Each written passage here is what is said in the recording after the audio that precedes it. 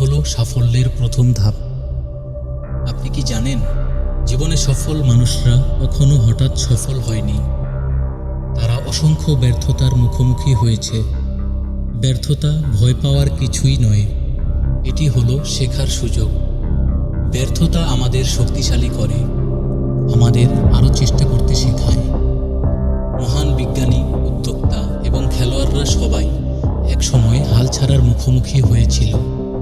তারা জানত প্রতিটি ব্যর্থতা তাদের স্বপ্নের কাছাকাছি নিয়ে যায়। যদি তুমি আজ ব্যর্থ হও, ভেবে দেখো এটাই তোমার সফলতার প্রথম ধাপ।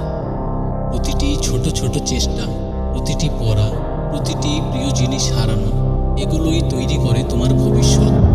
সফলতা আসে ধৈর্য, অধ্যবসায় এবং আত্মবিশ্বাসের মাধ্যমে। হাল ছেড়ো না, ব্যর্থতার ভয়কে নিজের অনুপ্রেরণায় পরিণত করো।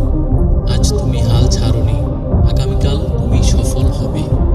মনে রেখো, প্রতিটি ব্যর্থতা তোমাকে আরও মজবুত করে, আর প্রতিটি চেষ্টাই তোমার সাফল্যের গল্প। তাই লড়ো, চেষ্টা করো, ব্যর্থ হও, আবার চেষ্টা করো এবং প্রমাণ করো তুমি পারবে।